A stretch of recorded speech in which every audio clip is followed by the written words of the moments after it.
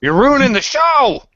We just started, too. It just started. I mean, like, Yeah! seconds in. Welcome to the way of the comic book Ronin.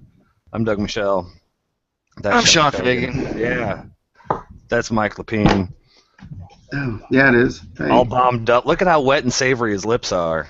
Yeah. Ready for camera, baby. Absolutely. Just fresh out of makeup.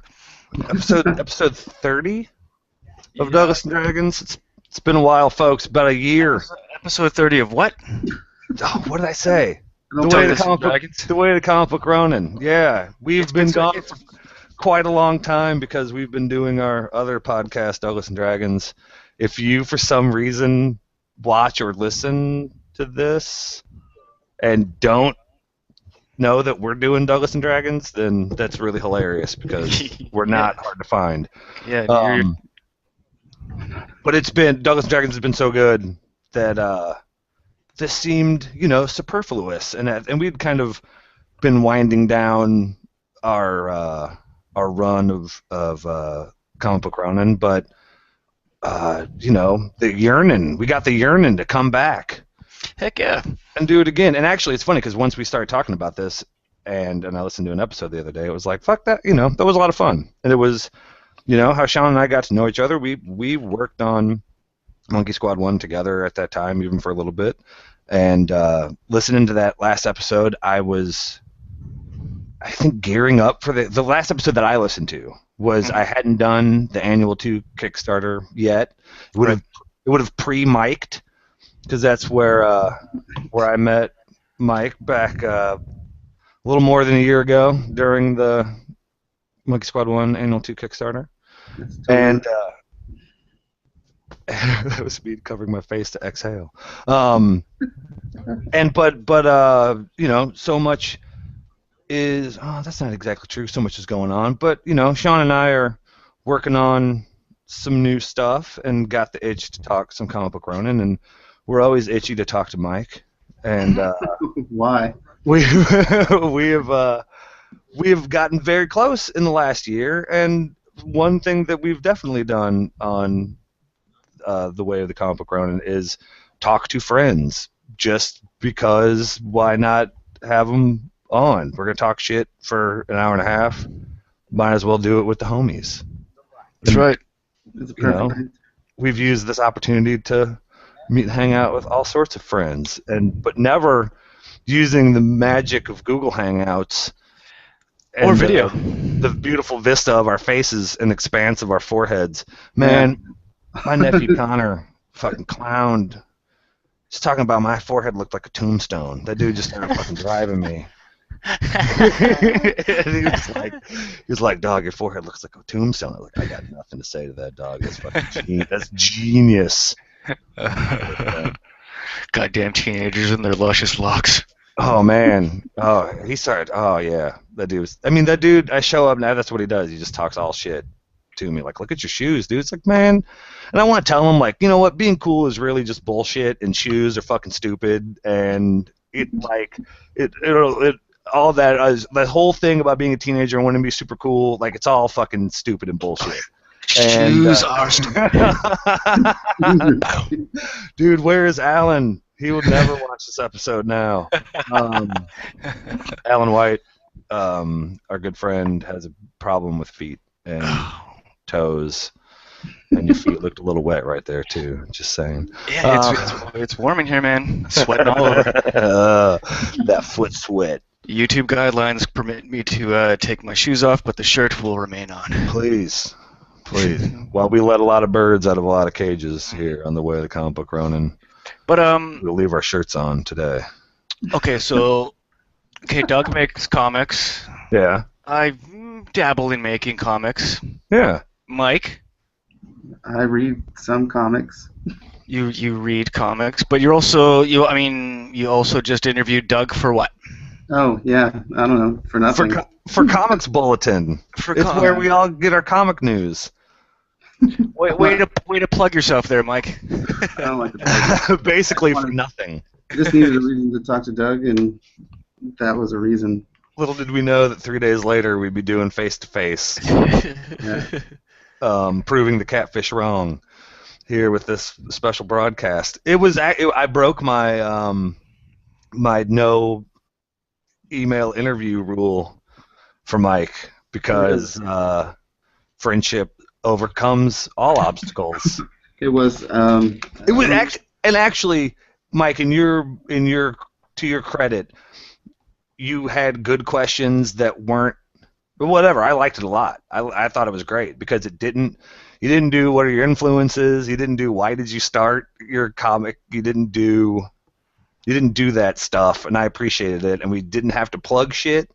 I loved it that it didn't even. Here's a link. I loved it. I loved all that shit. It's like if you want to do some work, do your end of the deal, reader. If you want to find out more about this dude or this comic, you're already on your fucking computer. You do it. But I thought that it was great because a lot of times I've had to. Not a lot of times, but in the few times that I've had to do those, and what turned me off was that it wasn't any fun, and this one was totally fun. Awesome. And it read like it was fun. Right on. But you also, Mike, you also do reviews too, though, right? No, not really. It's just tweets. Well, okay. That's the new legitimate literature, actually. I was thinking that too. Like a journalistic credit is a tweet reviewer. Yeah. That's something I would put on a resume easily. So yeah, well, I mean, when I read comics, I find a picture in the book and tweet out a caption. And on Wednesdays, I compile all of this group of other people's tweets for Comics Bulletin, plug. And, then I create that for that, and then I post it on Thursdays. And then I tweet about it like twice, and then it disappears into the ether. Is it a good time? But, I mean, at least we have now. There's a reason for you being on here. Yeah. Well, yeah, sure. That's the link, right? Yeah, I mean, it's not just like, hey, we found a guy, Mike. No, but we also do the episodes that were friends of comics. That when we had Aaron on, and we had Jay Webb on because friends and read comics. And that totally is. And reviews, though. There's also reviews. There's also some serious insight that a reader or reviewer can give to a creator that a creator might be completely blind to because creators like to think that their shit doesn't stink. Or that their shit is the stinkiest of them all. Yeah, and in which case people should pay for it. Mike has actually been extremely beneficial in that exact regard to me because he has done this thing that he has previously described about reading comics, taking pictures, and tweeting about them with my comic, Monkey Squad 1, and it has been like if you're ever on having like one of the, well, not if you are, but if I am, if I'm having one of those like, man, what if everything I'm doing is bullshit? What if this new issue sucks? Even it takes me 9 months to put together an issue. I go through a lot of emotions during those 9 months, and sometimes it's like, man, this is the shit, and sometimes, man, this is what the fuck am I doing? And you get a dude that goes through the trouble of reading your comic page by page and taking pictures of shit that he likes and tweeting about it, fucking really, whatever, it was awesome. It fucking feels great. Like it's whatever. I can't. What else do I need to say? Validation. At least somebody's fucking getting it. Somebody like you're posting panels of things that you like, and it's like I know what resonates with somebody. Like all of that shit is totally validating, totally important, and it's I'm finishing up issue 14. I mean I'm a little over 4 point, 15 pages left, and I'm getting very close. And this is we just did C2E2, we just did Chicago, and while I was on vacation, I forgot to put in my fucking PTO, and got half a paycheck for the first, like I was gone 5 days, or 4 days out of 5 days for 1 week for that pay period, and totally forgot to do my fucking PTO. And so we are as broke as we've been in a long time. I mean, it's all good, but we just went on vacation, and then we came back expecting there to be a full paycheck, and it was half a paycheck, and, that's just how it worked out. And so I'm almost finished with this issue, and we haven't done a Kickstarter. There's no fucking Monkey Squad money. It's back to being on me, which is fine, but it's like I'm about to have this conversation with Brandy about, like, I'm finishing this issue, and the final part of it is getting it out of me, putting it on the paper, and mailing it off. And then I start to think about that mailing it off part, and that mailing it off part, and that waiting to hear about what people have to think about it. Like, there's huge things that happen in this issue, but I feel like there's huge things that happen in almost every issue, and very rarely is it like, holy shit, Doug, I read the issue, and I can't believe what happened. Like, that shit, like, that shit just doesn't happen. And it is what it is, and I've come to terms with that, and it's always about moving on to the next issue. That's I'm going to do about 5 tangents if I don't fucking keep it on the straight and narrow. But so I'm trying to keep this in mind as I'm going to want to publish this new issue. It's like, cool your jets, Doug. If you have to wait a month or 6 weeks or something like that before everybody, I'm doing the air quotes, before everybody gets to read it. And I am holding this cord with my then that's just what it is, because that's not the important part. The people reading it or the people telling me how awesome I am. Like, the important part is that I'm done and I move on and I'm on to the next one and I'm drawing. And I'm going to lose my train of thought. Wait. So then,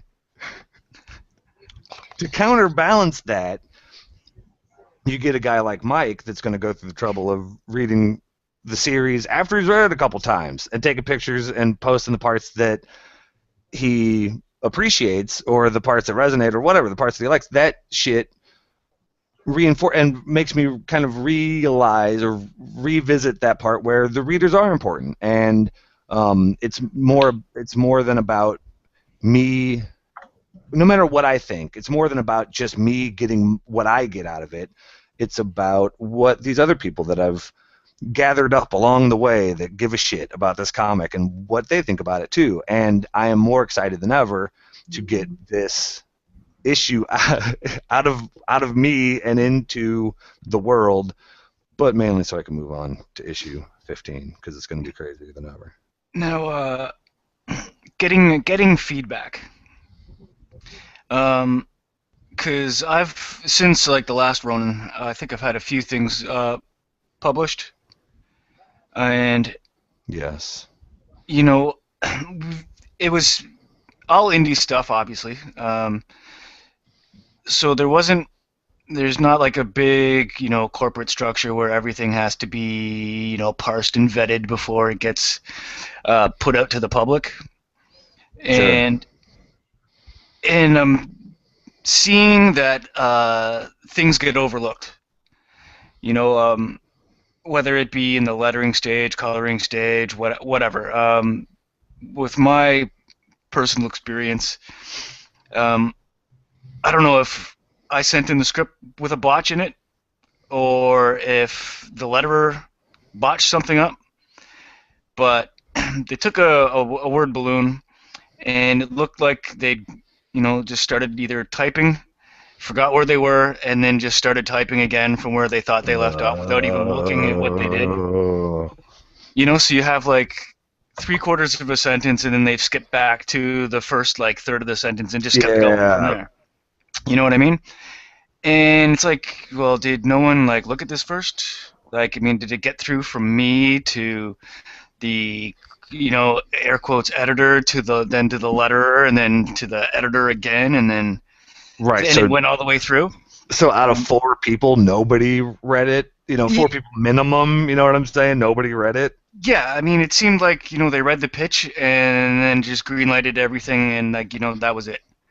At the same time, I mean, without naming the book or who published it, I want to know so bad. The person who was actually supposed to be editing the book had a story in the book, And that story was, the last story in the book, the biggest story in the book, and the most flawless story in the book. So it's like, did this guy just kind of shove everything through to make it look crappy so his stuff looked better, or what? I don't know, but I like the implication that that's the case. That's for sure. Yeah, I mean, if I had a bus, I'd be backing up over him right now. But I mean, I see this with a lot of indie books, especially with anthologies where you only get like a few pages to work with, and sometimes you're taking a full thought out story and trying to compact it into 6 pages.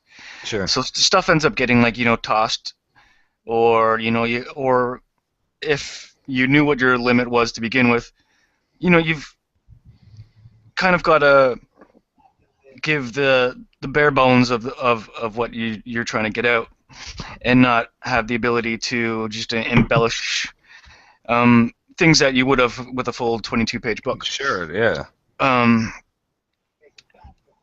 And what I'm noticing is that a lot of ideas seem to get left out, and doesn't seem to be anybody in these comic companies who are willing to say, go back and do this, because they don't want to piss off the artist who's working for free, or go back and rewrite this because they don't want to piss off the writer that's working for free, and it's to the detriment of the actual comic book itself. Yeah, who does that benefit? Right. You would think that. I mean, if anything, even with working for free, that everybody involved wouldn't be a part of the best looking project possible, but. Right. I also feel like that creators could look at anthology stuff like Dime a Dozen stuff, like short stories. Like, I could see that. I could just see that being a thing, like that's something that they just don't give a fuck is hard. You know what I'm saying? And which is terrible. Which is fucking unfortunate. But I would, and it's real. I don't want to be like presumptuous on this side of me and my soapbox and being a fucking super awesome dude or whatever. But it is sometimes that it's that same. I'm sure it's something that we talked about a million times. Like, either you don't know everybody's motivation for making books or making comics or making stories or whatever, and some people could just want to get their name out there. Some people could look at this as a meal ticket. Some people could find artistic value in everything that they create. So, I'm sure people have all sorts of motivations. Like, Sean, I think one of the reasons you and I get along so well is because of our, we make comics fucking for pure emotion and heart, and that's it. You know what I'm saying? And I think that that puts us on this side of things, and from this side, a lot of other stuff looks like bullshit because we're on this side, and Sean and I shared a anthology experience, and Mike kind of brought it up in the interview that we did.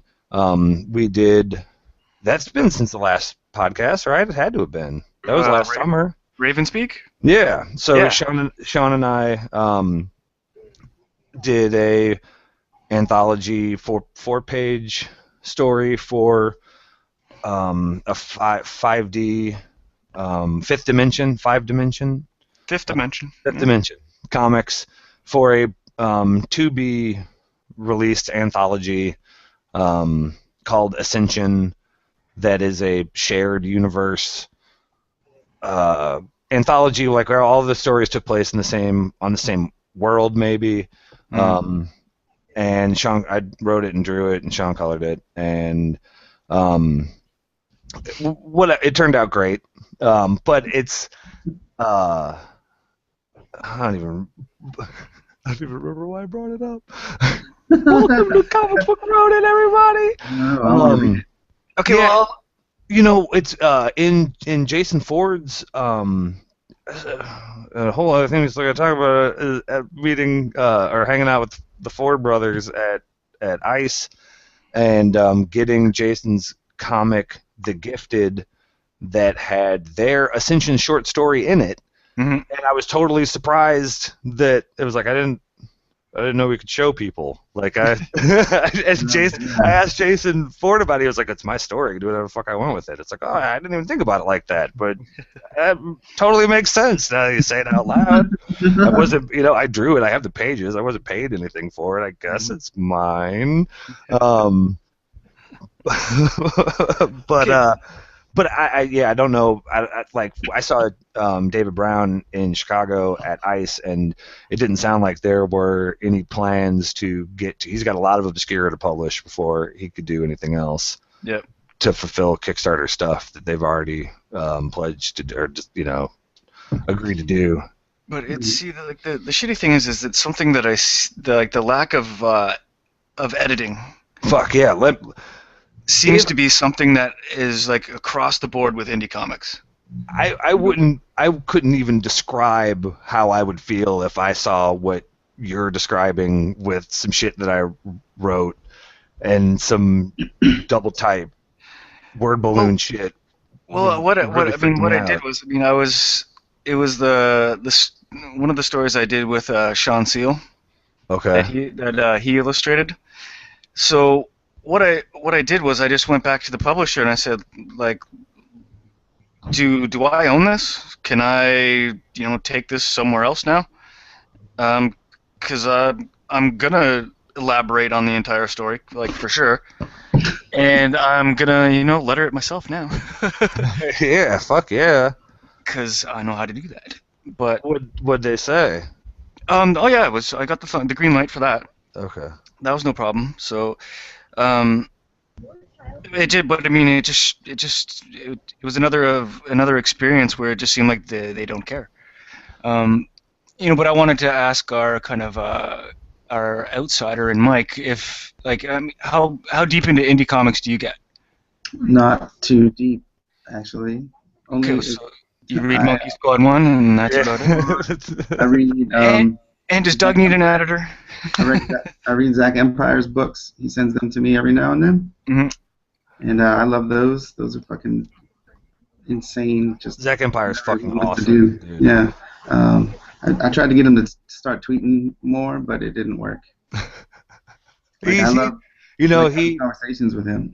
He hollered at me when we were going to Chicago. His hometown is is on the highway between St. Louis and Chicago, and I was rolling with Brandy, and she was already gonna have to go to a fucking comic convention. I didn't necessarily want to make her go hang out with Zach Empire for a couple hours either, but I would really like to fucking kick it with that dude. We met on some shitty mini comic forum site in 2010, maybe 2011, and he's really a fucking kindred spirit for sure. Like that dude gets it done. But that dude is a guy that benefited. He had, I guess an editor is what it is because it's as much of a proofreader as an editor. But Justin, he does stuff for Comics Bulletin. Justin Giammapioli. He edited one or two issues of Zach Empire's comic.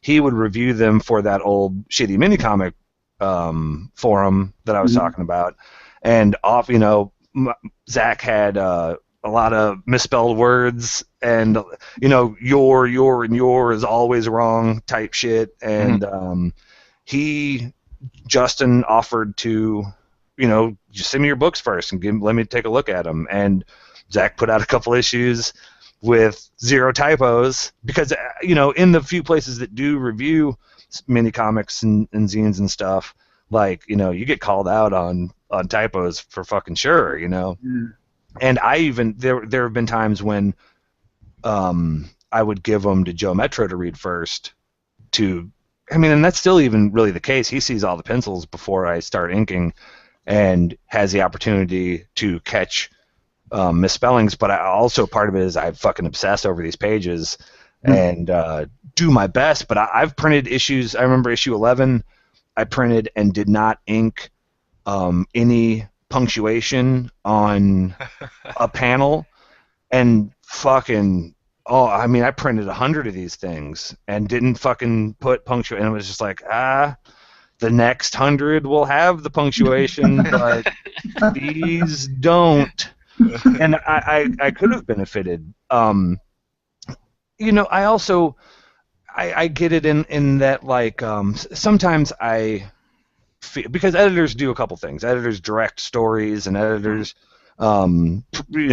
proofread and whatnot too. And I sometimes wonder if I had someone to say my ideas for Monkey Squad, because one of the greatest fears of being a comic creator is, like, is the story I'm making the dopest thing that I could make it? Like, of all of the infinite possibilities of what you can make your story, is this what you're doing the fucking dopest thing? And you never know. You never really know. But having somebody to talk to, shit, dude, on the Secret Ronin, me and Sean did via phone call a couple weeks ago, where we talked about, we talked about, Sean was working on a script, and like, it was, there was a bit of an on-ramp, but once we started fucking talking comics, like, it was just bouncing ideas off each other, and it was a good vibe, and it was a good place to be.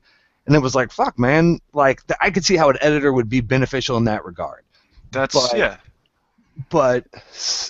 the first time somebody fucking suggested something to me, like, I know I would fucking take it all wrong, So, you know what I'm saying? Suggested some shit like, maybe you should do this. Like, man, fuck you. I can already feel that. But if it was somebody that was strong enough to be like, all right, well, fuck you back, and which we're just talking here, like, that's a whole different story. But somebody to read every panel, and but shit, dude, I've given shit to Joe Metro, and it's gotten past him too. You know what I'm saying? Like, I give it to a whole different person. He's read it. I've read it a million times. He's read it a million times. We both just think this is supposed to say this, and our brain just reads it as this. You know what I'm saying? Even though it doesn't say that shit at all. And stuff like that is completely excusable. Right, but but as I'm thinking that's two people. That's me and Joe, and we both have an idea of what we think this is supposed to say. But you're telling me a letterer, a letterer and an editor, and you and a, is that it? That's still enough. Yeah. Because in that situation, that's two people that don't have it in their brain as what it's supposed to say. You know what I'm saying? Like, it's one thing for me to read it how my brain thinks it's supposed to be, because I have it in my brain how it's supposed to be, but I don't know. Letter missing it sounds pretty shitty. Very. Editor missing it sounds pretty... I mean, like, I just know how I feel about my fucking comic book that I make at FedEx and Staple, and nobody fucking sees, and it's not... I didn't get 16 people to work really hard on trying to help get this thing out, and I fucking care way too much.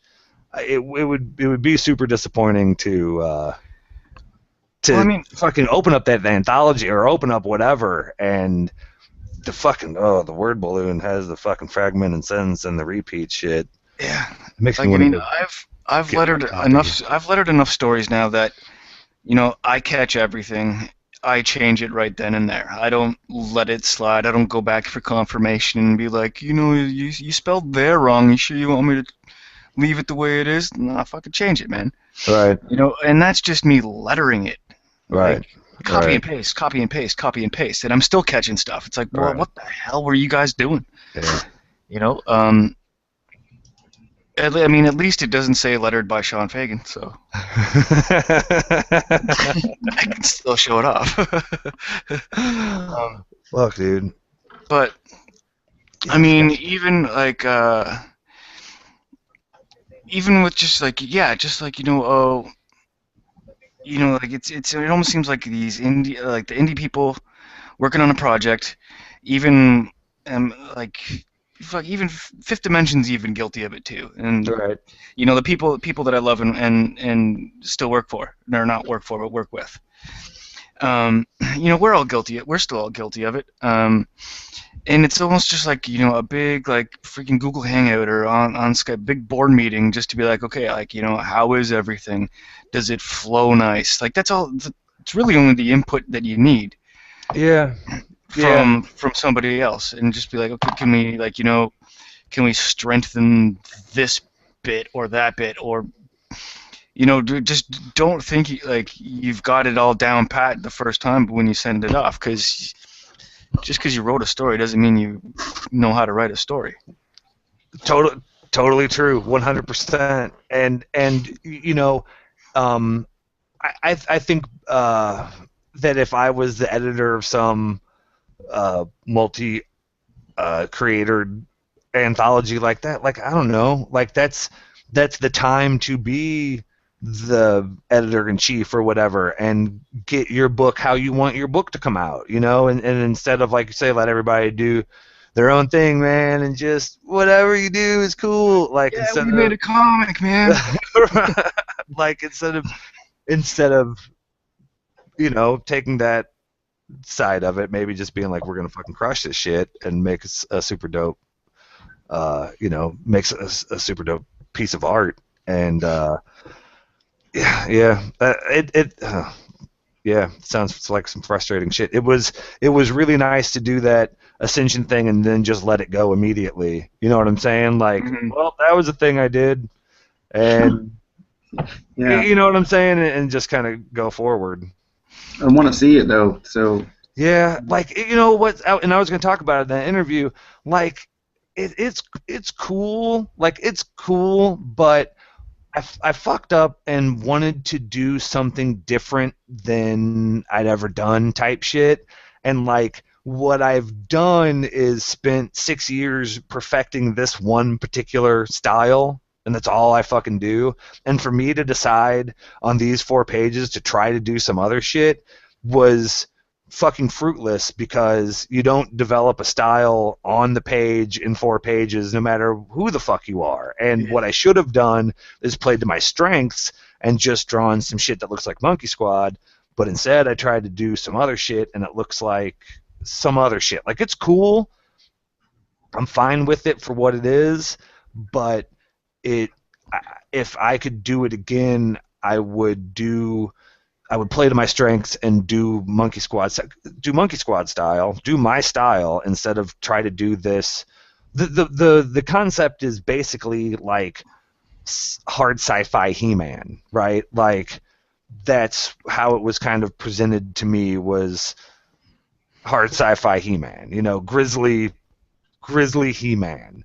And so, like, I kind of try to take that approach of grizzly He-Man, and it was fun and it was fine, but if I'd have just done my thing and made it look like a fucking cartoon, it would have been way doper than me trying to do more I don't know, whatever the fuck. What did you do differently then? Because I've seen. Well, what I did, I drew fucking eyeballs. You know what I'm saying? Like, I drew noses that weren't just little triangles underneath here. Like, I drew whole noses and shit. Like, Okay. Like that kind of shit. Like, instead of just drawing my cartoon people, I tried to draw the main dude more real. Like, I tried to draw more realistic, but also I'm trying to draw more realistic in a world inhabited by like lobster dudes and bird dudes and shit like that, and it's like not the time at all to try and draw more realistic. It was totally the time to do. I mean, even the story that I thought of was totally fitting for my. I mean, if I'd have done more cartoony, more exaggerated concepts as opposed to whatever, this more realistic thing I was trying to do, it might have been more satisfying in the end, or whatever. Or just that's how I feel about it now on the other side of it. Like, I also feel like that's just me being super critical of things that I make, especially something that's not in my Monkey Squad wheelhouse. which for however awesome I think I've only made one comic. You know what I'm saying? Like I've only made Monkey Squad. It's not like I'm well versed in the making of other kinds of comics, but it was the first time I did some narrative shit as opposed to word balloon type stuff, and like all of that was fine and pleasing or whatever, because I felt like I was trying to do some Conan shit, and I did some Conan shit. But you know, if I could do it again, I would draw it more Monkey Squad. Dude, Cool. so I still want to read. yeah, man, there's a PDF or so. I don't know how that shit. If you got Dropbox, I'll put Yeah, I might got it somewhere. I'll put that shit on Tumblr or something. I don't have Like Tumblr. Well, you could still press the link and go to it. That's true. That's how that works. Shit, man. And Sean, I don't remember my Tumblr password. Fuck, who goes to Tumblr? Other people. Like I tried. That's some kids. I tried for a little bit, but I don't know. Even though it seems like I got a lot of time, like too many sites. Damn it. I'm with you. But if Jason Ford can put his Ascension story in an anthology, we could put ours on Tumblr. Yeah. I'm trying to find it now. So let me tell you about ICE, the Indie Comic Expo. Let's hear all about it. In Chicago, C2E2 weekend. It was the first Friday night. And there was only one Friday night. It was the first night of C2E2 that Friday night. And it's at Reggie's Rock Club, which is about 10 blocks from C2E2. And I made I had 1,000. How does math work? If I had 20 copies of 1 through 13, an annual 1 and 2, that makes 7,000. I don't know. That sounds right. I had it's a cattail. I had a lot of fucking comic books in the suitcase I had to drag around with me all day, and we didn't go to the hotel after the convention. I had to check them at the convention. Giant suitcase full of comic books. Jesus. Reggie's Rock Club is just that. It is a rock club. If you've ever gone and seen a shitty metal or punk band at any place, that is where we had our comic book convention. It was. It looked like it was there was a fucking up. That's where we were. That's where Artist Alley was upstairs. Yeah. It looked like it used to be two places that they bought the place next to it, knocked down a hole in the wall. It was there was a bar and stage area on one side, a little weird room, and then another bar and stage area on the other side with an upstairs. And so we got there at like 4:30. Pre-show was at 5. Doors opened at 6. Music started at 8. And so we got there at like 4:30. The table was upstairs, Artist Alley. David Brown from 5D was there with his lovely lady friend wife, Christina. That's their business. And it was so good to sit and talk to David Brown, who is a The Way of the Comic Book Ronin fan, and we talked mad comics and talked shit on a lot of stuff, and he had a lot of he had editing stories. I kind of don't want to blow him up for what he was saying, but it was also there was disturbing talk going on that maybe we'll talk about later because it was kind of funny. And so we're upstairs. We set up our table. There's 10 artists maybe, or 10 tables of creators. Kind of had to meet a couple of the other guys, but not really. It's the upstairs of a rock club. It's a narrow. I don't know. Hockey going on. It was great, man. So at the doors open, it's not a lot of people there. It's their first con. It's at Reggie's Rock Club. It's not like the place was swamped or anything like that.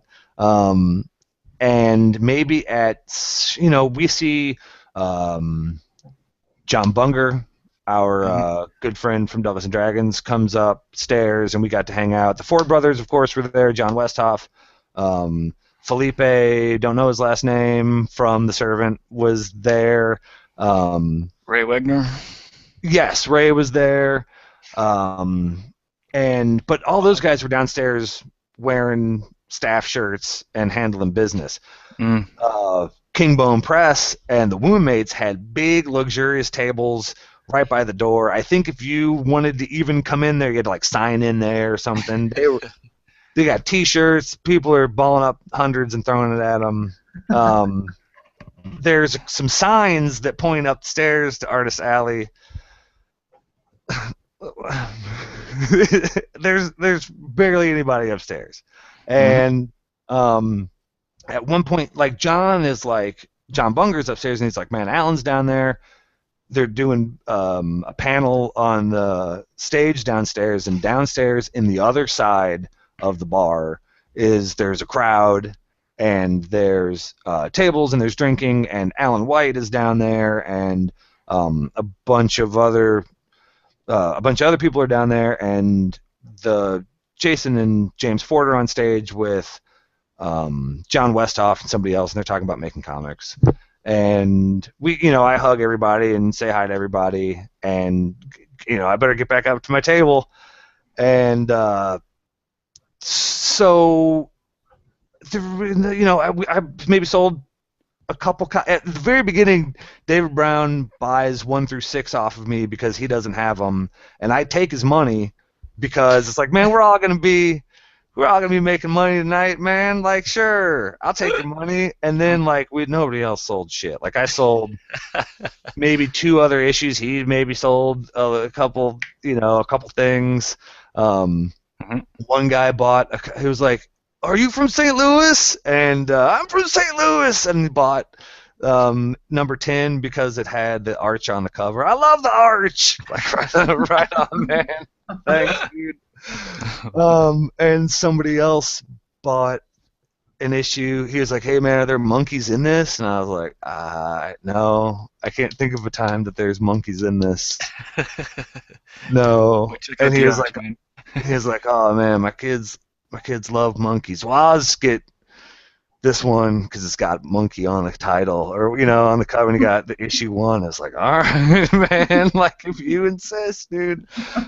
And so then we took, so then at 8 o'clock, we're already upstairs in a fucking rock club, and these places are not well lit. It's the same one that you guys we've all been to the same fucking club, and it's a club. It's not lit for fucking museum quality. It's lit for getting drunk and hollering at somebody, and so it's already lit like shit. And then at 8 o'clock, what was his name? MC Mega Ran gets on the stage and has Nintendo. He's the first licensed rapper by Capcom, and he could rap about Mega Man and use Mega Man beats in his songs. But so they cut the fucking house lights off, and now it's just we're sitting upstairs in the fucking dark. It was all, and I'm not even gonna put it on things were going great, and then they cut the lights off, because that's not the fucking case. Things were going regular, and then they cut the lights off, and then now we're just sitting in the fucking dark.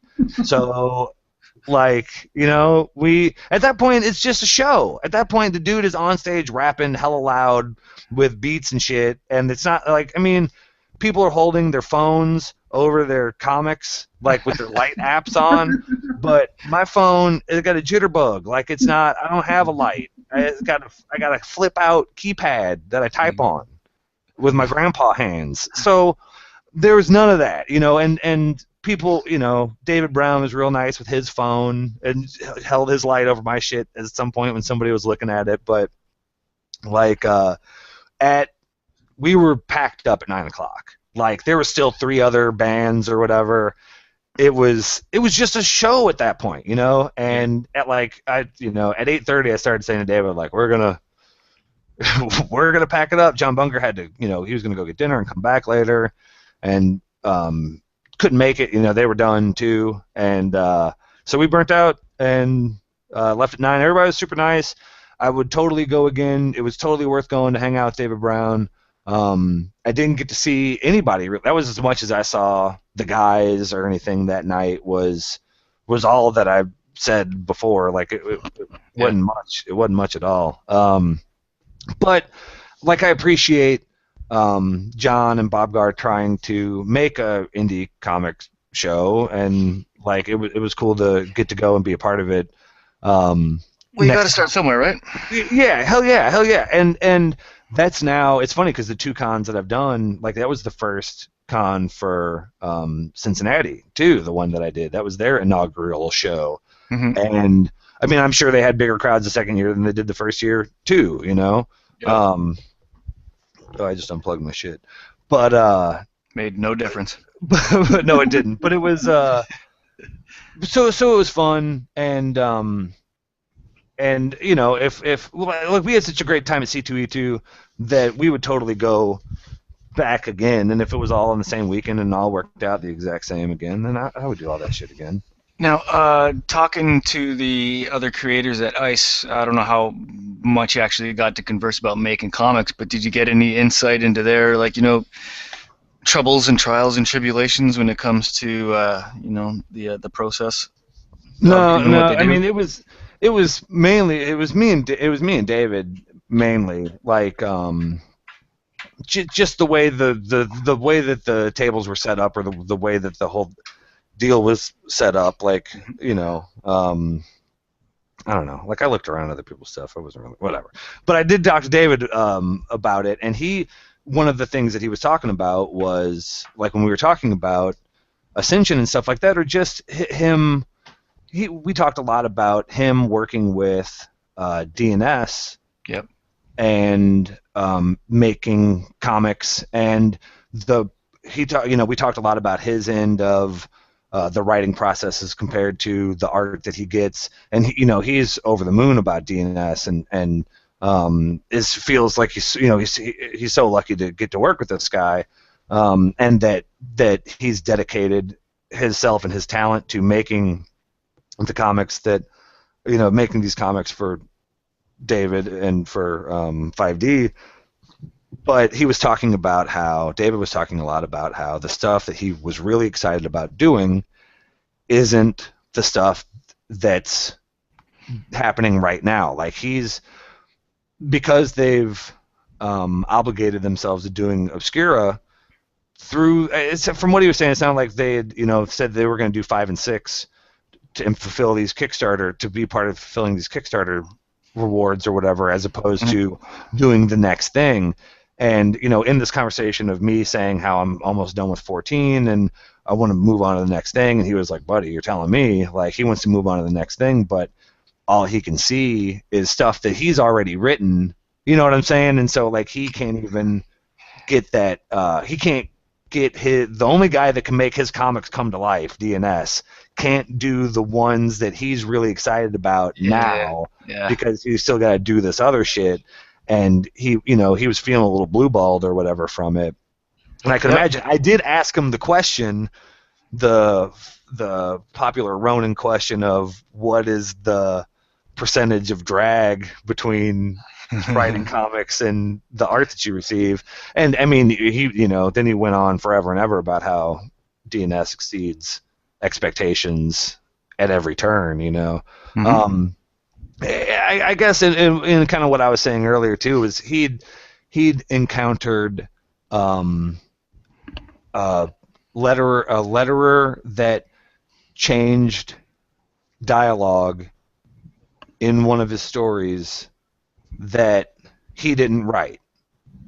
Like, David had written. He was talking about me? No, I don't know, because he wasn't.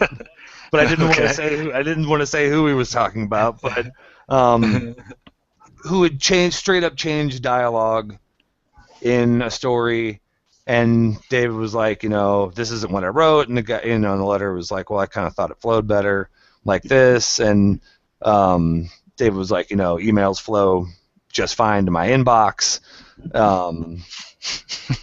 which is where we could have talked about this as opposed to having this conversation.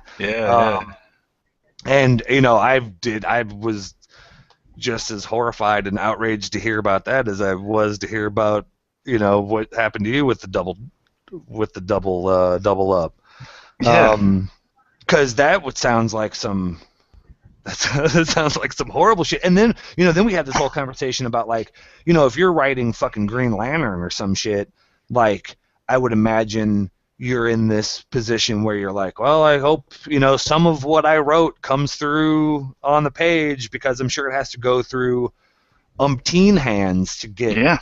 to the printed page. But it's funny too, because you still see typos and shit in DC and Marvel books. Oh, dude, what is it? Katie Kubert? Oh, if I see her name on a fucking comic book, I just know there's gonna be one thing wrong in it. Who is it? I think her name's Katie Kubert, right? Oh, an editor or something? Yeah, or it's it's like Joe Kubert's daughter. Oh, okay. Or niece, or someone in the family. How did she get that job? That works out. Yeah, I mean, it's funny that she was like, a born editor, I guess. My dad built swimming pools, and I could have all of that pie that I wanted to, if I was interested. So I understand a little bit about nepotism. But yeah, I mean, it's not just something that affects. No. People. I mean, I've lettered plenty of stuff for Fifth Dimension, and straight out of the gate, David's just like, we'll tell you, like, if you see something wrong, let me know. Right. Or if you think something will fit better, go for it. Mm. And every time I did, I'd be sending him a screen cap of what I was doing, being like, right. Oh, is this okay? Right. Is this okay? And like, I'm not gonna. No way in hell would I just like change something and then send him 22 pages and be like, that's, brush off the hands. That's me. That's me done. Nothing to talk about here. Yep. No. Just we're all just making comics, bro. Yeah, no, it's like, here's your 22 pages. I'm changing my email address now. See ya. I'm out. That's ballsy. Yeah, I would never imagine trying to do that without having a dialogue with somebody. Right. Right. Like, yeah. Like, no. Right. There's no reason to assume that everyone wouldn't have an opinion about that, for sure. And like, nothing should be out of anybody's hands until like it's coming back from the printer. Right. Why, writers should be talking to the artists. The artists should be talking to whoever's next up the line. Right. And then once everyone's like, okay, is it ready to go? You step back again and you go through it all again. Just one more time. Just be like, yep. And then then you're putting out, something quality enough that can, I'm not going to say rival Big Two, but I mean, something that people aren't just going to get to the first page and be like, Jesus Christ, this guy can't spell, and then you're screwed. But you don't even know you're screwed, and you're still going to keep making 17 more comics of the same title. Right.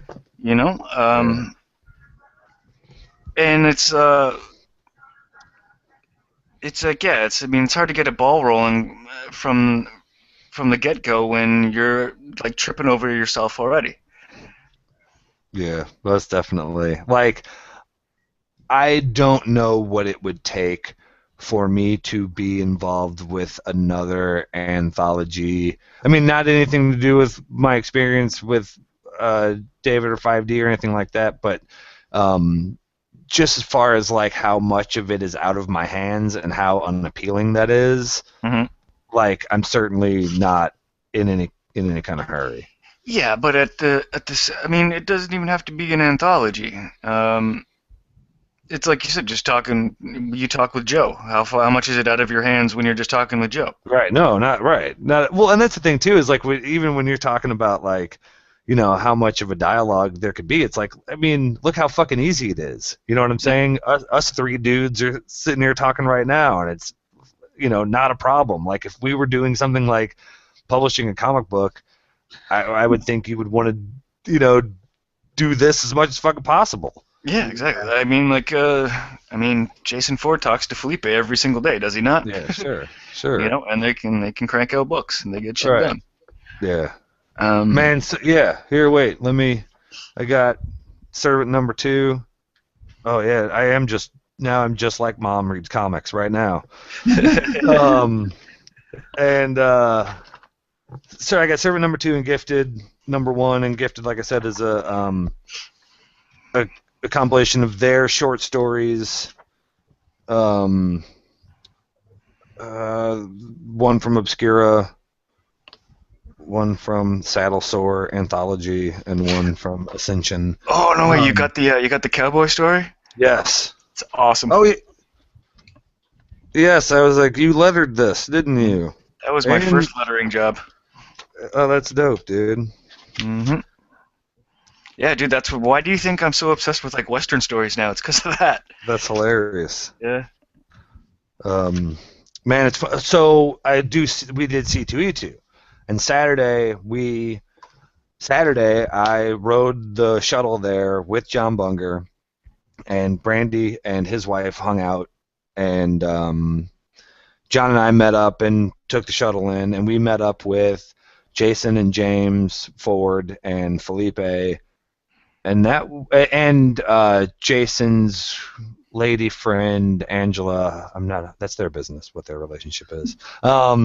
And we first we were dumpster diving, and that was cool, and then we went to Artist Alley and fucking 360 nose grinded that shit for like 4 hours, and just did Artist Alley for 4 hours with the fabulous Ford brothers and John Bunger, and we're just anytime I saw an artist that I thought had a cool looking style, I would stop and investigate. Also, the Ford brothers have been down so many artist alleys that they know everybody already anyway, and bought their comic last year or saw them at some other convention or some shit, and so they were all over, this dude is dope, this dude is dope, but we were also discovering stuff together. Man, one of the first things that happened at C2E2 is we're walking towards Artist Alley, and at a booth, look at me picturing it. I would be doing all of this shit even if we weren't on camera and I was by myself in a room. There's this vendor, and I see original art, and it's the fucking original art to the cover of Secret Wars #8. Wow. The first black Spider-Man, black costume Spider-Man, excuse me. Secret Wars #8 drawn by Mike Zeck. And it's $240. That's it? And it's fucking the page. Like, it's not a print. It's got whiteout. It's got pen indentation and pencil indentation on the page. It's got Marvel letterhead and all that shit all over it. Like, I own a piece of original art from Starman, and I've fucking looked at that shit a million bajillion times, and I'm looking at I'm looking at this fucking shit, and it's like, is this happening? Am I going to buy? I don't even really have much affinity for Secret Wars or Black Costume Spider-Man or whatever. Like, it predates me a little bit, or Marvel or all that shit. You know, and it's funny, too, because whatever, dude. Like, fucking here, first tangent of this story, when you asked the question the other day on Twitter, who are your favorite comic book superheroes, I'm like, mine are all, like, the corniest DC dudes ever. And it's like, look at this. Look at, like, I could be talking all this fucking fuck DC, fuck Marvel, whatever shit, and my favorite dudes are still Starman and Nightwing and shit like that. Like, well, whatever, I'm full of shit. So anyway, Secret Wars. We see. Thank you so much.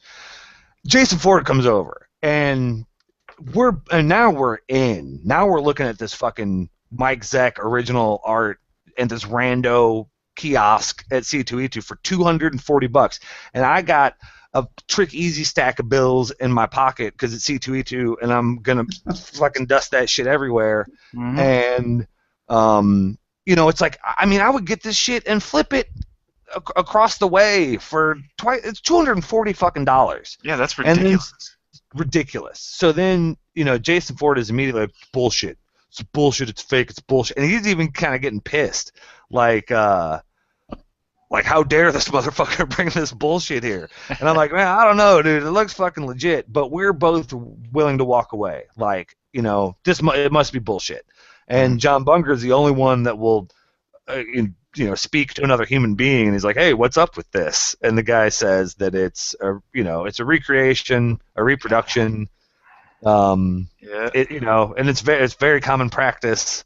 And as soon as you said, it's like, oh, right, right on. That makes total sense. 240, put a sticker on the motherfucker, so me and Jason Ford don't get the fucking sweats over here looking at looking at this cover like, is this how my con is going now? And then we go straight from there to, because before we hit Artist Alley, we go to the place where they bind single issue comics into hardcovers, and John Bunger knows some guys that do it. They got a table at C2E2, and John Bunger had at Ice the night before, he had a copy of a hardcover of Bendis and Bacalo Uncanny X-Men. And it's like you get 25 issues in a fucking hardcover or something. They design the cover. Look fucking fly as shit. Yeah. And like I would like to investigate as far as like double page spread type stuff goes. A lot of times with deeper, they put 25 issues together, and the double page spread in issue 12 is fucking bullshit because you can't see the middle inch of the art. But I don't know. But they said they could they've got this 4-volume set of ROM hardcover out on the table. And they used some John Bunger art on the back of it, but they could put whatever they want to on the covers, and they could design whatever they want. And you should have seen the Ford brothers just going nuts, trying to think about what run of fucking Master of Kung Fu comics or whatever. You could just see their brains exploding, talking. I mean, and the guys that are, talking to the Ford brothers, their eyes cartoonishly turn into dollar signs because these dudes are ready to just unload. And John Bunger, last time we did Douglas and Dragons, was talking about how some guys like Matt Kent and other guys that brought that table at C2E2 brought comics for these guys to take with them to hardcover, up $35 a hardcover, up to 25 issues. You could have a say in what goes on the art. And James Ford says, I'm going to get a Monkey Squad 1 hardcover. It's like, you motherfucker, I will come to Milwaukee, where the fuck you live, and fuck you up, dude, if you have a Monkey Squad fucking hardcover before me. Holy shit. It would piss me off so bad, dude. I gotta say, though, following around the Ford brothers at, I'm guessing any con, but my experience is C2E2. Yeah. Dude, there's nothing like it. Oh man. Like those dollar signs you spoke of, no joke. Yeah, you're not joking, man. Like I walked behind them through Artist Alley with 2 sketchbooks, and they'd go up to some dude's table, and they'd be like, just look at me, hey, how you doing? Or I like your book. And then they'd get to talking to each other about what kind of commission they're gonna get done here, and you can just see the other guy just doing the money making handshake. It was Saturday when I was with these guys, and I saw them a little bit on Sunday too, and we did more of the same. And they kept picking up commissions as we're walking around looking at shit. They kept picking up commissions that they'd contracted the day before. Mm-hmm. And they were getting dope ass Don Draper commissions and shit, dude. Those guys, and I'd been to C2E2 before, and I've done Artist Alley before, but I'd never. They made it really easy to engage all the creators. You know what I'm saying? They made it look easy, and I am, I'm an anxious dude. I'll fucking get in my own head, especially going and being super blazed at shit too, and start getting man, am I saying stupid shit right now or whatever? All of that shit totally went away.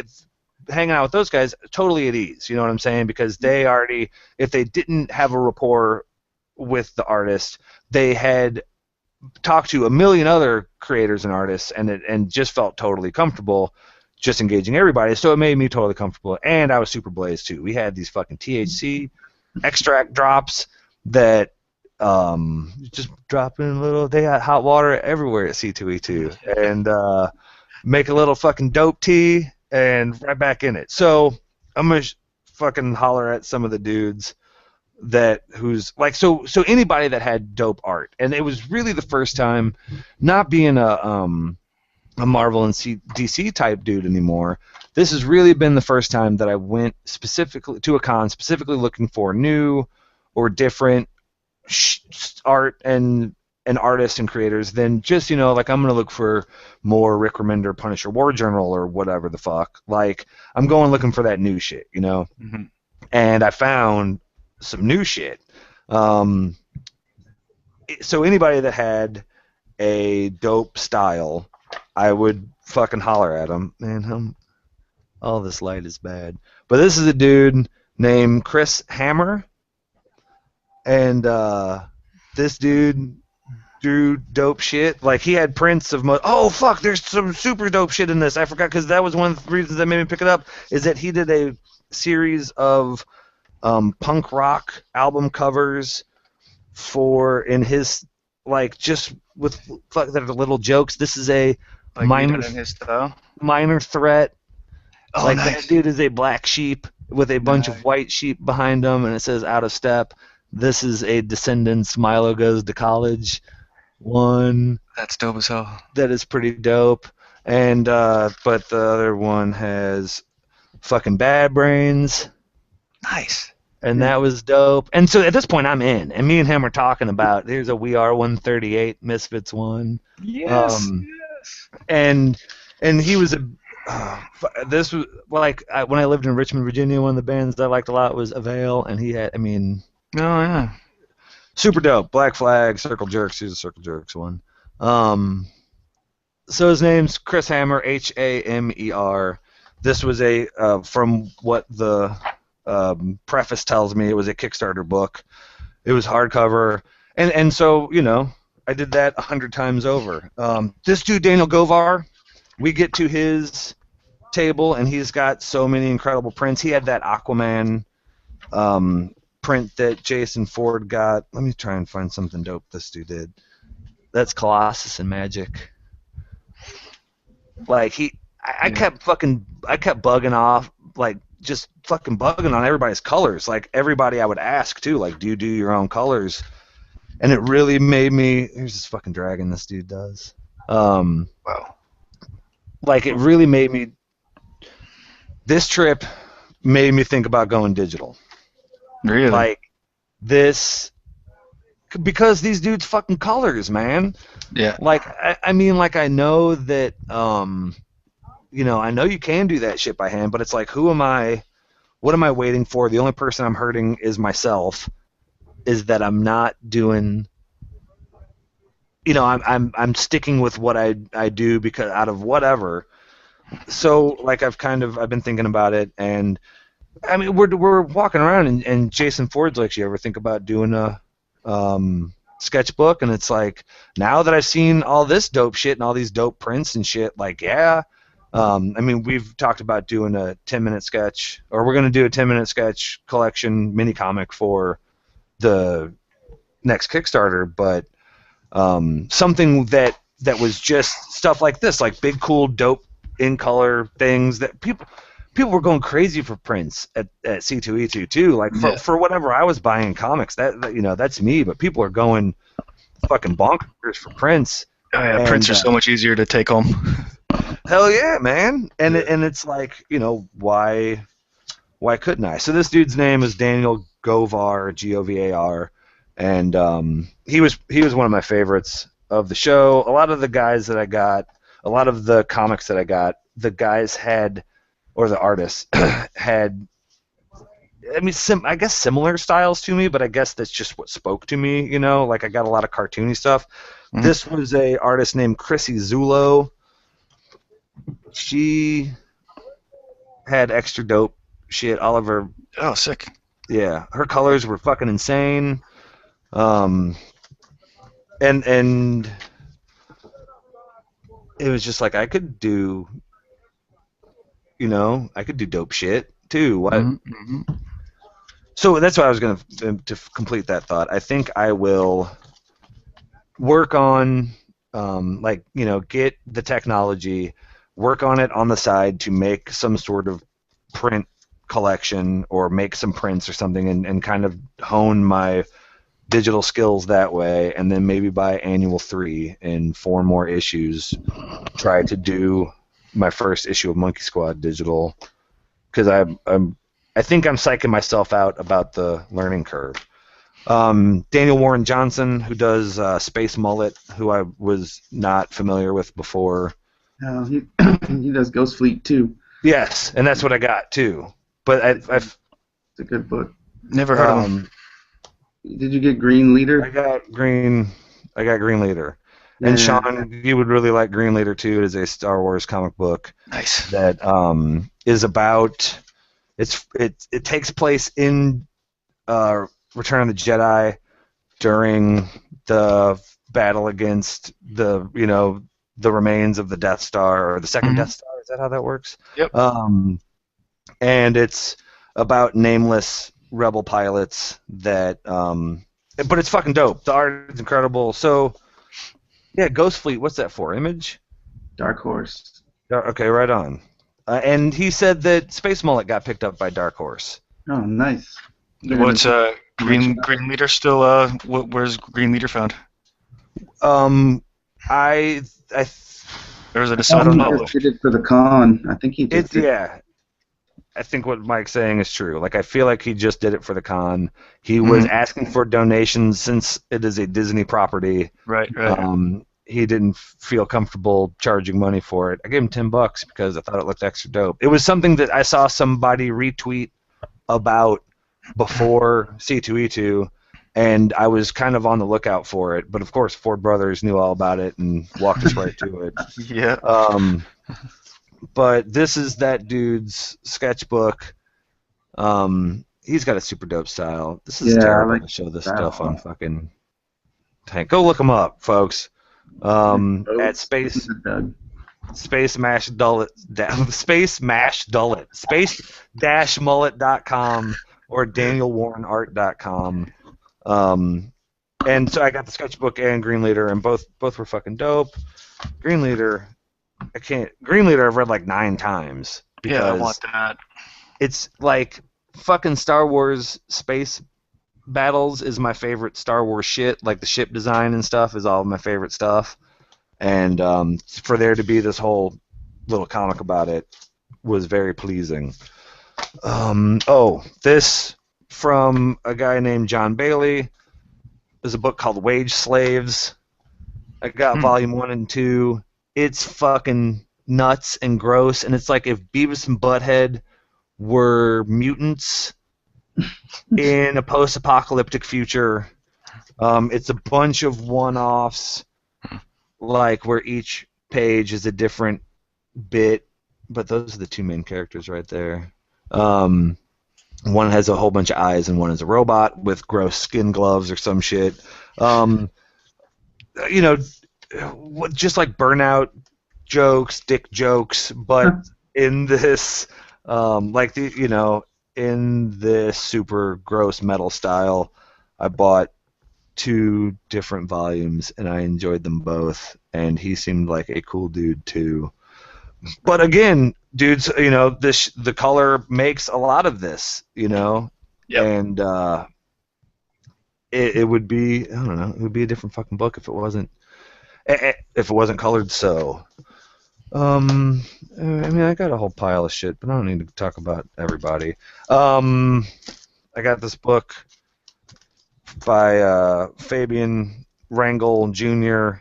and Logan Ferber called Nam Wolf, and it's about a guy in Vietnam that turns into a werewolf, and then he fights, the evil Viet Cong with werewolf powers, but the art was dope, and you will not be able to see it at all on this shit. Well, Okay.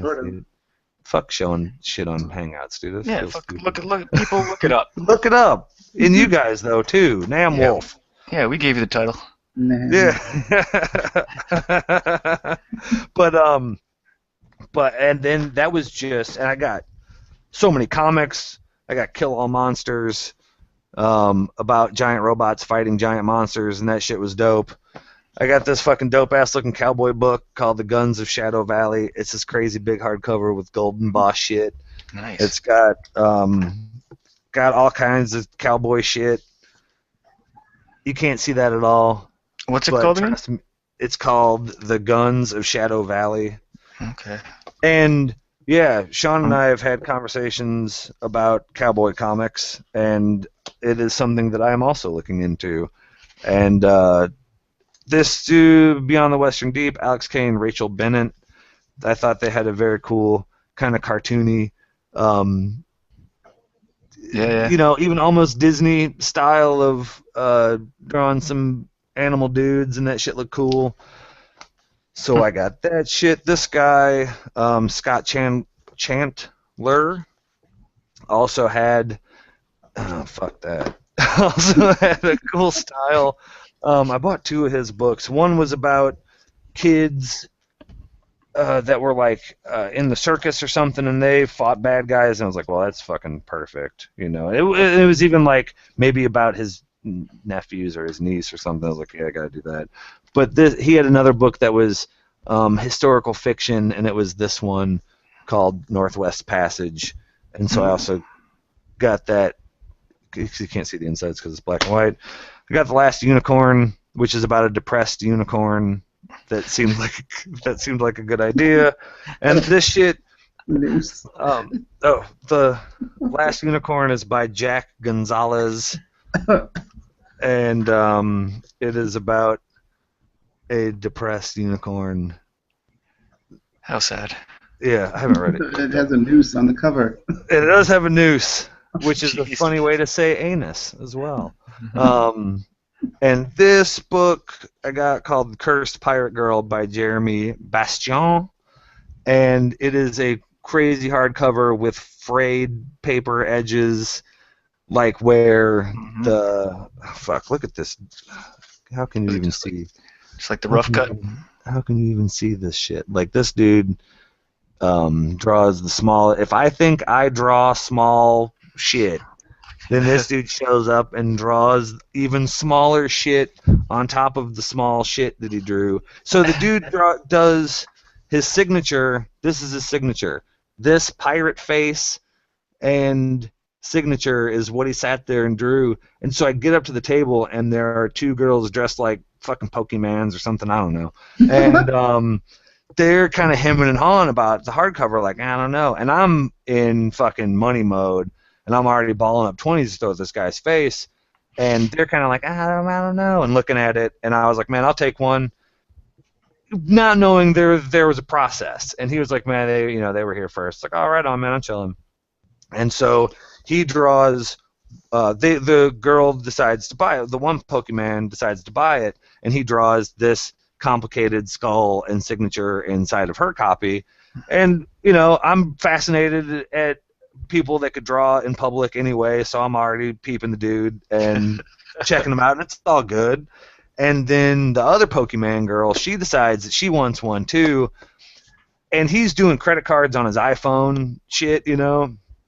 And it's like a 5-minute process, and so he does the sketch, and he does the iPhone credit card, and she has to sign his phone and shit, and then the other Pokemon girl decides she wants one too, and so he does another pirate head sketch and gets another credit card iPhone, and it's her dad's credit card, and her zip code isn't he says, what's your zip code, and she says what it is, and he enters it, and he's like, it's coming back wrong because it's her dad's credit card and it needs her dad's zip code. So she has to text her dad to find out what her dad's zip code is. And this is when they start turning to me like, I'm sorry, and the guy's like, I'm sorry, and I'm like, guys, I'm fucking super baked, and I think this dude is drawing crazy skulls in these pirate skulls in these comic books, so I'm engrossed. Like, I'm chilling. At C2, I'm having a good time. And then she gets her dad's text back and gets her zip code, and then it's my turn. And I haven't read this one either, but it looks crazy fucking dope. And it was cool too because these were the first comic books that I've ever gotten that Brandy and I sat down and looked at pretty much everything I got together. Like, Brandy has never given a shit. But Brandy at ICE is sitting there and read the first 2 or 3 issues of Monkey Squad, and then on the way home, she was like, "I read my first issues of Monkey Squad tonight," and I was like, "Right on." How'd it go? She's like, "It's kind of funny," and I was like, "Yeah, fuck you, Brandy." Thanks. 6 years later. Yeah, no shit. But it was cool to sit there and look at comics with Brandy, because that's never happened before. Like, it's always just been, yeah, hell yeah, it was awesome. Like, she was even into art, on some of the art, and thought that some of the styles were cool. And on Sunday a little bit, we did a little bit of Artist Alley too, just me and her, which that shit's never happened before. And it was a real. I mean, I barely spent time. Last time I went to C2E2, I bought so many action figures and first volumes of Image comics that I wanted to give a shot in dollar bins, or not, but in 3 for $20 or whatever. Yeah. And this was the first time I bought new, weird, different shit, and I was so satisfied with my new, weird, different shit than I ever would have been with more Rick Remender Punisher. I only keep going to Rick Remender Punisher War Journals because when I was at C2E2 last time, I bought like volume 2, 3, and 4 in hardcover on the cheap. Like, all I gotta do is get one, and I never got one. I've just got 2, 3, and 4 in a box that I never read. And this year was like, I'm not doing that shit. I'm not just getting stuff to get it. I'm only gonna buy shit that I'm gonna read. And I read Kill All Monsters, because the other thing is I got a stack of comics like this already that I haven't read pre C2E2. Yeah. And it's like, if I'm gonna wait until the natural, if I'm gonna obsessive comics disorder this right and read the comics in the way that they were purchased, I won't be reading C2E2 comics for fucking ever. So I've decided to slide them in the reading order, and I read Kill All Monsters the other day, and it was fucking dope, and it was a lot of fun. And so I talked about it on Twitter, and everybody involved in Kill All Monsters searches for Kill All Monsters tweets on the regular, and all hit me back up and told me that they've been picked up by Dark Horse, and that they plan to, because I was like, I need volume 2, dude, like, what the fuck? And he said that Dark Horse is collecting it all into a hardcover later this year or next year, and I'm very happy for these guys. And it's funny because as he's tweeting it to me, I remember Jason and James Ford talking to this guy and him telling them exactly this, that they'd been picked up. I didn't fucking remember it. You're like, oh yeah, man, now that you mention it, I remember you saying that in real life too. I didn't tell him that. But it was dope. It's I don't know if it's surprising, but it is kind of in the same way that you were talking about earlier, Sean. Like, in the world of indie comics does feel like sometimes that anything can get through. You know what I'm saying? Like, anything can be a comic, because that's how easy it is, really. If you want to make a comic, you certainly can. And without the system of checks and balances that we imagine that Jonathan Hickman or Rick Remender or whoever has to go through, even for Image or whatever, like, you think that at least a dozen different people would read that before it got published. And this Kill All Monsters book, and a lot of these books are a huge, a huge boost of confidence for indie publishing, at least, because these are all fantastic looking books. I can't attest to their grammar or punctuality or whatever, but as far as like the look of these books, everybody's done a fantastic job, and to where it's just further proof that you don't have to have a lot of money or whatever to get an awesome looking comic book produced. I'm sure you and maybe we'll do episode 31 on Kickstarter again, because I've got more beefs with those guys. Oh man, I should go get it. I got a shirt today from a Kickstarter that I supported that I totally forgot, that says the T-shirt is "I love you, but I've chosen comics." I think. Yeah, I saw that today. Like, I need to go I'll go get it soon, and I'll hold it. I'll do my ever popular holding it up to the Hangout camera. Yeah. But it's pretty fucking fly. Claire Connolly tweeted that That's who I saw the picture from. Yeah. she backed it, and I went that I want one too. Somebody says something about making comics on a shirt. I want it. Man, how dope was it that Claire Connolly's? I mean, it's no surprise, but Claire Connolly's new Kickstarter funded in 17 minutes. I just made that number up, but It was closer to 14, but I'll forgive you. it was so, whatever, well deserved. Super stoked for her. Like, I can't wait to read that new stuff. Yeah, I'm gonna pull out last year's 2 books. Yeah, I did. I just did that this morning. Like, I want to look at these again.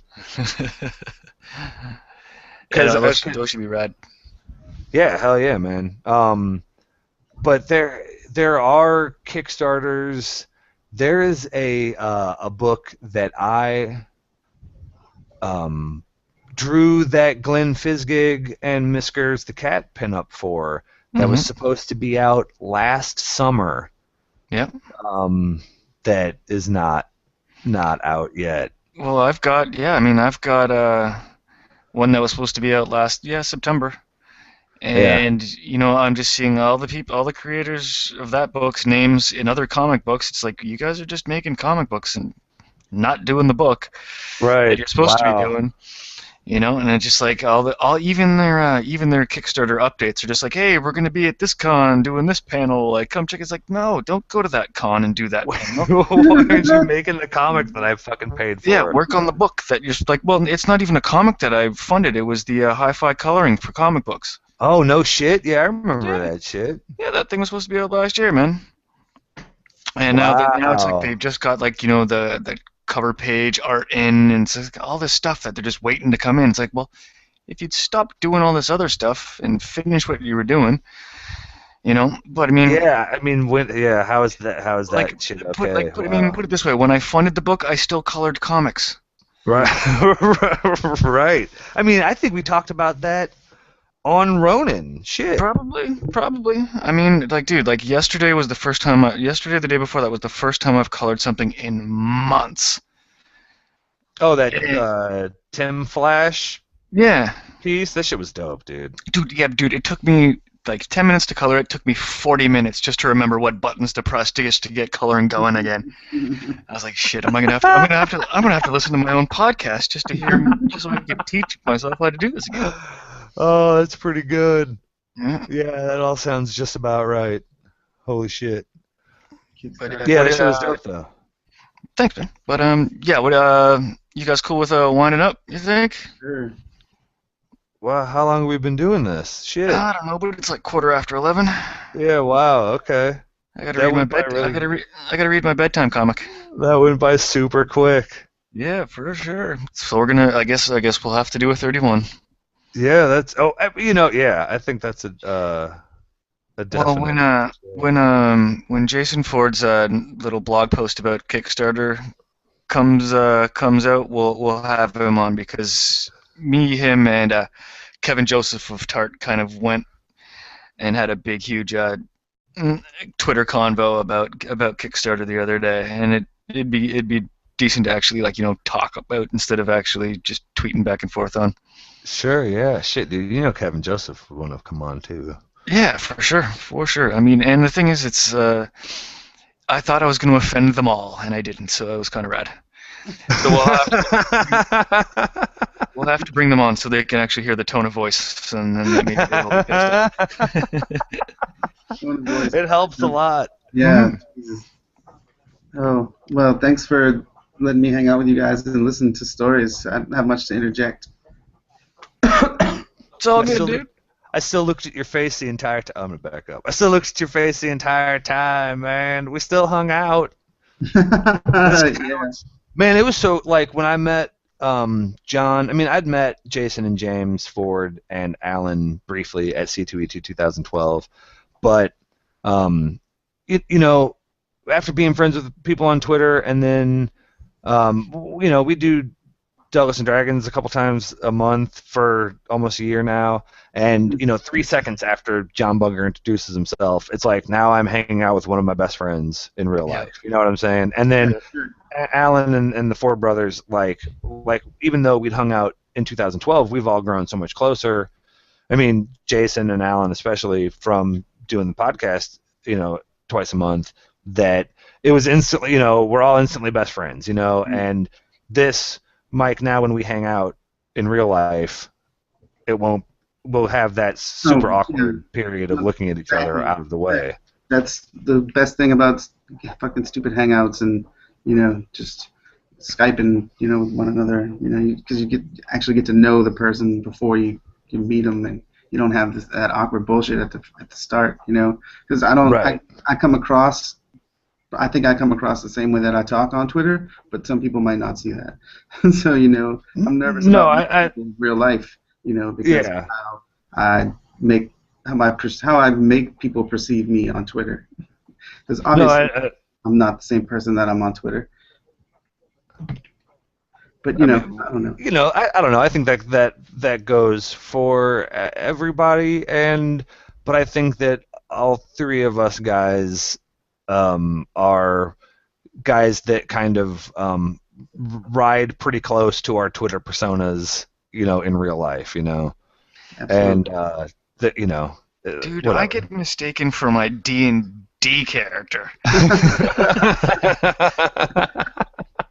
Constantly, even. Yeah.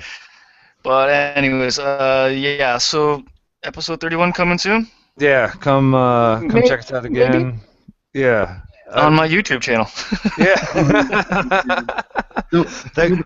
Watching this, get out of here. If somebody sits through 2 hours of this, then they got nothing better to do with their lives. Are you kidding me? I'm gonna watch 2 hours of this at some point. What? Kidding me? I gotta stay back from this fucking camera. Keeps shining off the forehead so bad. Nobody off Twitter knew I was this bald-headed. Well, they do now. Like that. All right, thanks so much, everybody. See you next time. Way Comic Book Ronin, yop, or something. I don't know.